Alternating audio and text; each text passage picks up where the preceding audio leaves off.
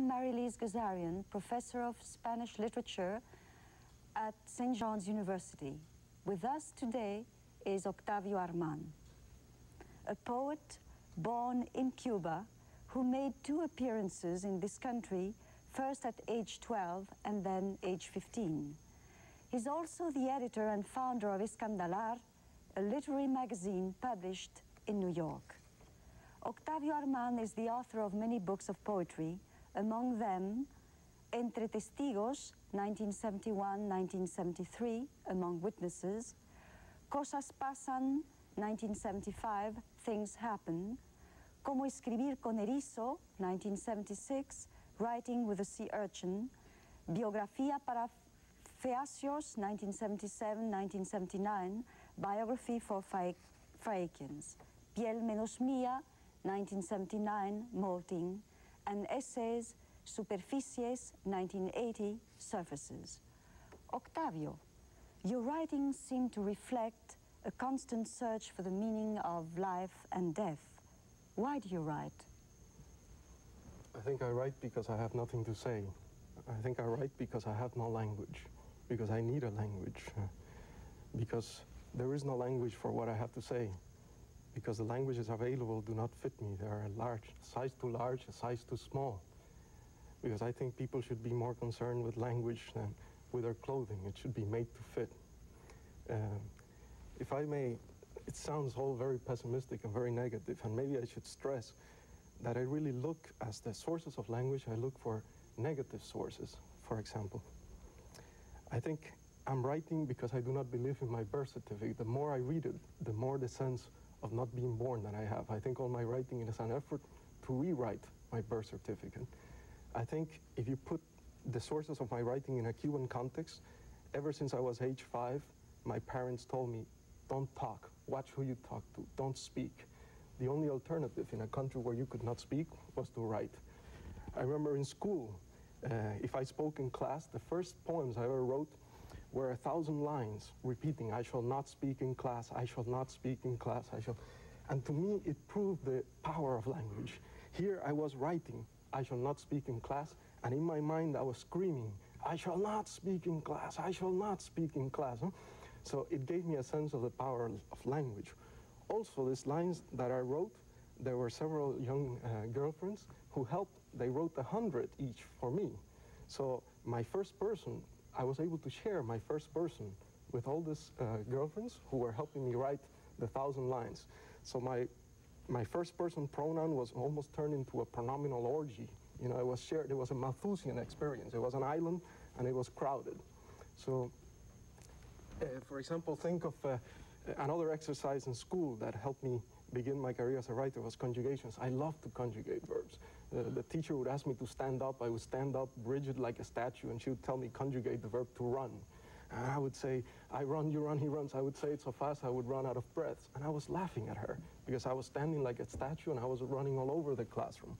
And this gave me a sense of the power of language. Or confessing to a priest and very seriously always repeating the same things.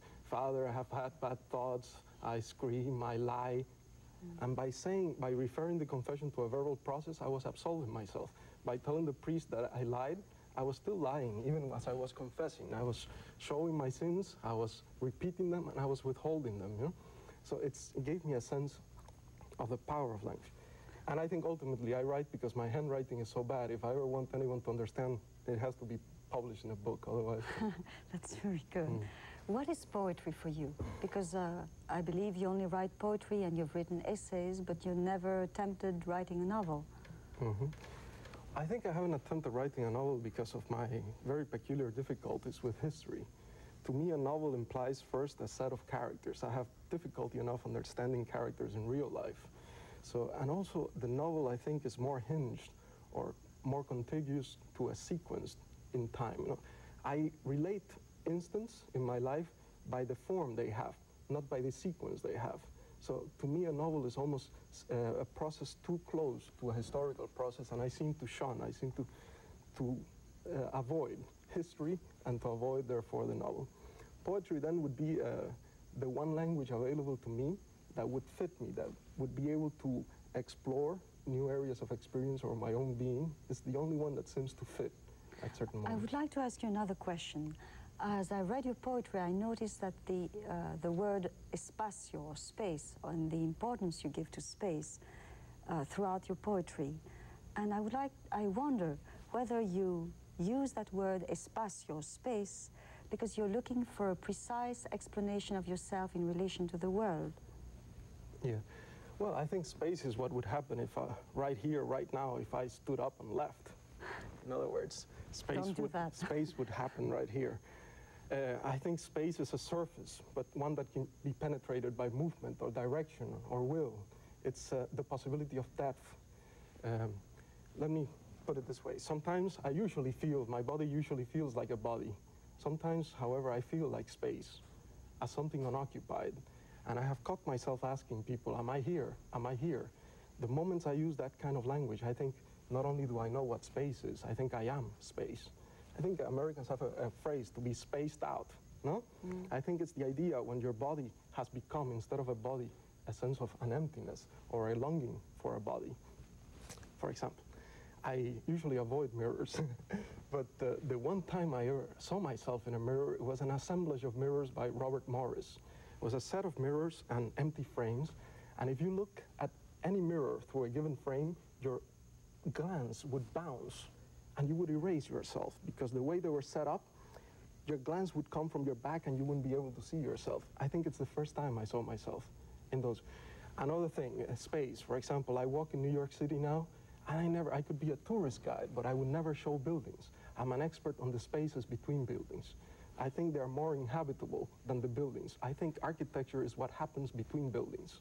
You understand? If architecture is the art of making space inhabitable, then I think we have to look for the spaces between buildings. Now, speaking about architecture, I noticed as I read your poetry that the sense of touch and the sense of sight are very, well, I would say fundamental in your work. Yes. Do you paint yourself or do you sketch? No, it's just, I think I am if there are influences, my influences are not so much literary, but I think I've been influenced by the writings of painters, let's say the diary of Paul Klee or Kandinsky's writings, or Malevich. So I think I have learned, even from my writing, from painters, the way they look at things and the way they express. There is something new in the way they express things as writers. So maybe that is what you're picking up. Now, you've lived outside of Cuba for so many years, and you have said on one occasion, I translate from Spanish to Spanish. Are you not afraid of losing touch with your native language? I think Spanish to me is something very much like a dead language.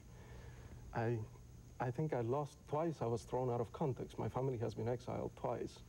So I think I look at Spanish much like Champollion looked like at Egyptian hieroglyphics. To me, Spanish is a source of amazement. I learned Spanish like you would learn a foreign language. I look at it with a sense of wonder, a sense of amazement. I study it very carefully. So I do not have the fear of losing what I never had. I can only gain from it. But there is an interesting thing. When you were a little boy in Cuba, you studied in an American school. And yet, have you ever attempted writing in English? No, I think one of the things that, to me, I think I write basically, if I could put it almost in, to appropriate something from Sylvia Plath, I think I write almost for mom and dad. I think the difference between poetry and prose is almost a sense of direction. Poetry, I think, is more directed, not only a more intense language, it is specifically directed, I think, at someone, at a given context. For example, if you think in our tradition, Becker saying poetry is you, or from old Spanish songs saying, I will only tell my song to he who walks along with me. There is a sense of direction. An anecdote.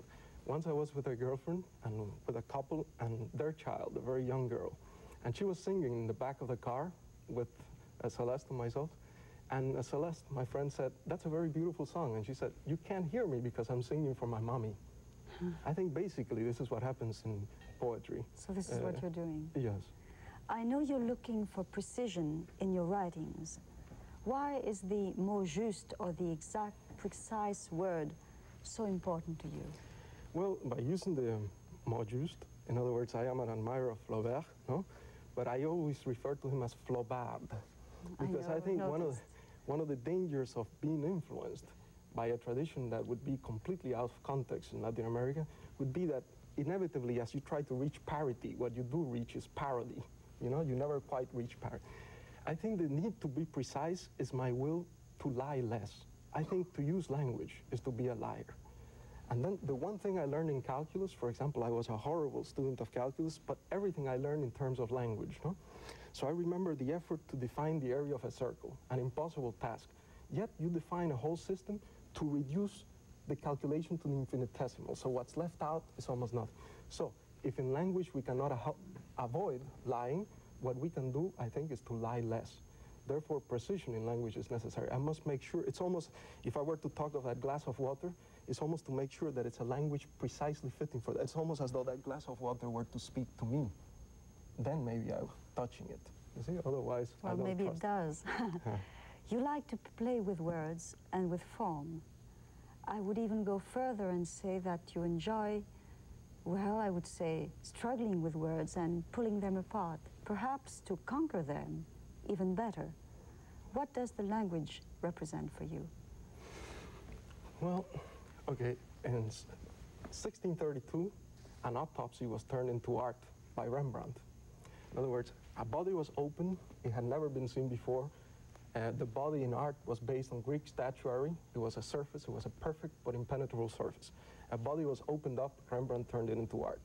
What has happened in this century, I think, is that words have been opened by the poets themselves, the avant-garde movements, playing with words, opening Joyce, using the English language almost to write Gaelic, Gertrude Stein, everybody opening up.